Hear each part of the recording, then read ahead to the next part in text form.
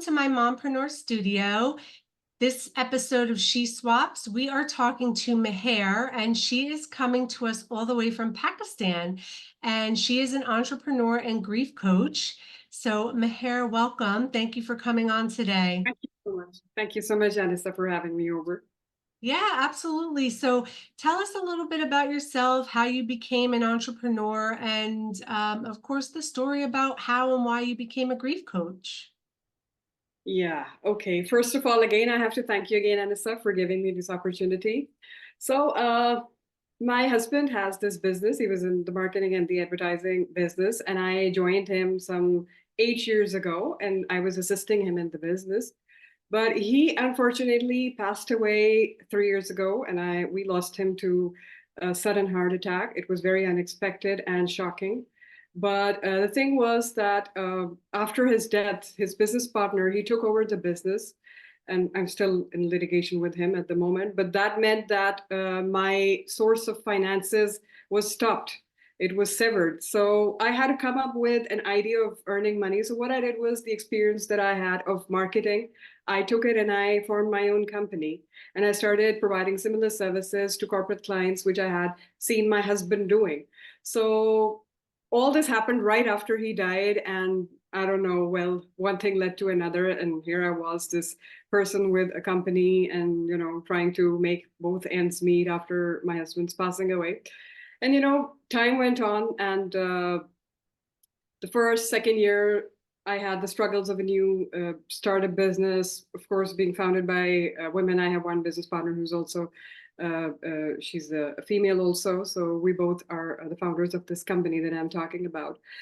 And the thing was that in spite of everything, in spite of the loss that I was facing, in spite of the challenges with my kids, with myself as a person, there was this, I would say, a pressure for me to earn money, to be there, to be a provider. And during all that, it was during all that that I realized that there should be more support present for widows, for people, for persons who lose their spouse. And it's not like that, if a spouse dies, you're allowed to, go somewhere to this far off retreat and, grieve for however long you want to. No, this does not happen.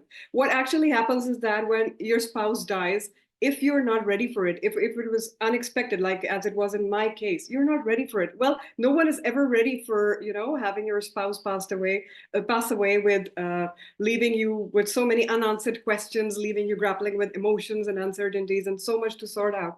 So there was this instance in the last year sometime that I thought that there should be more support present for widows, for widowers, for people who lose their spouse. And then I started looking up. This happened with me also when my husband passed away. I started searching online for Facebook groups, for communities, for support programs that, where widows could, because unfortunately in Pakistan, there aren't many available. So I turned to online forums and I found some really good ones based in Canada and America, which I'm a part of. And they have been very supportive because, where there everyone can come and connect with their experiences and share whatever they're feeling. And so it's a good thing to know that there are other people in the world also who are experiencing the same loss and grief that you are passing through. But I still felt that there should be some more support, some more help that should be out there for anyone who is looking for it.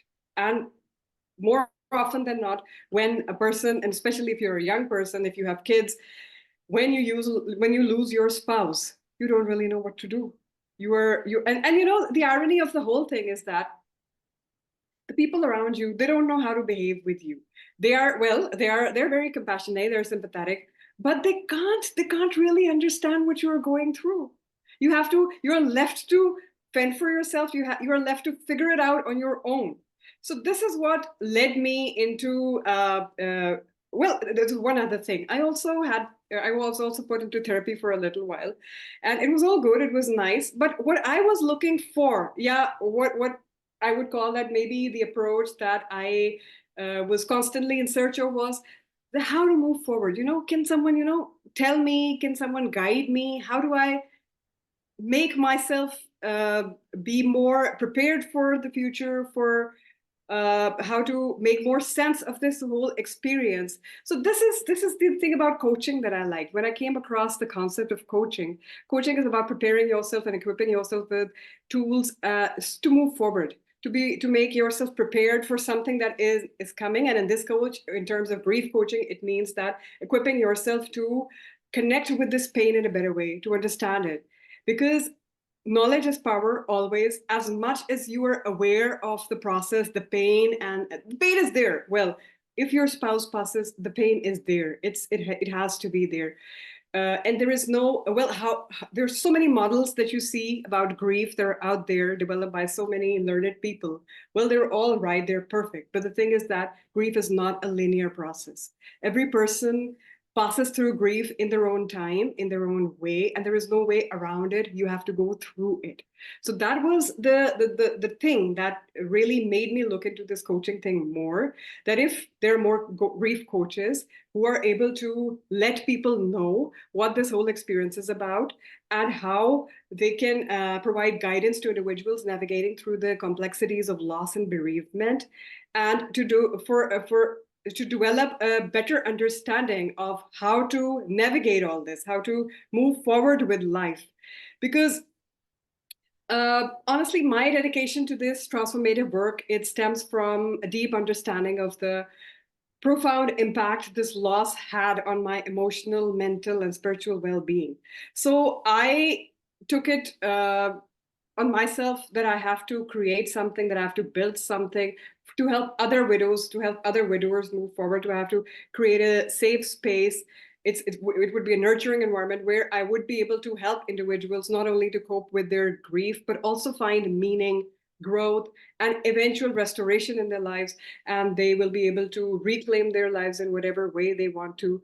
So this was the whole idea behind my becoming a grief coach. Wow, that is exceptional. So, what I'm hearing, I mean, obviously, first and foremost, my deepest condolences for the loss of your spouse. That is, we can never really prepare for a death of anybody. I mean, no matter who it is. But, when it's unexpected, somebody who's young, I mean, there's just something to be said about the resilience of how we deal with that grief. And as you mentioned, everybody deals differently. I know for myself, I have lost people. My husband has lost people. We deal with grief very differently, Of very course. differently. And that's okay. Like, that's okay.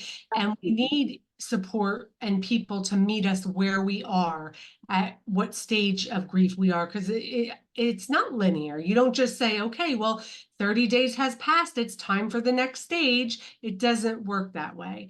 And I really commend you for taking such a traumatic experience and turning it into something so positive where you can help other people. I mean, you are so resilient, and that is so powerful. And you're out here, you're on my podcast. Obviously, we're two different time places in the world, and you're wanting to help people all over the world, not just in your Yes. own backyard. And so thank you for doing that. And It's a pleasure, Anissa. yeah, absolutely. So you've got a website launching soon, Yes. so It'll tell be us up in, I think, about 2 days, the next 2 days. that. And I Okay, have so really recently, soon. yeah, yeah. All And right. I have just started with a YouTube channel, and I have created a Facebook group, which unfortunately only widows can join. So it's not having so much outreach as I would like it to. And through this channel, any people watching this our session, I would really ask them to recommend any widows they know to join that group, so that this mission fulfillment can be completed. Yes, absolutely. And you have provided me with your links, so I will make sure that the viewers have them so that they can connect with you. They can check out your YouTube channel. And if they are in that boat where they have lost a spouse, they can join in your Facebook group. So is there anything else you want to say before we go? I just want to say that I would like to end with Rumi's quote that the wound is the place where light enters. So I take this as an inspiration. I take this quote as an inspiration that the first thing is you have to recognize that you're going through pain, because the pain is there. The first thing is the acknowledgement.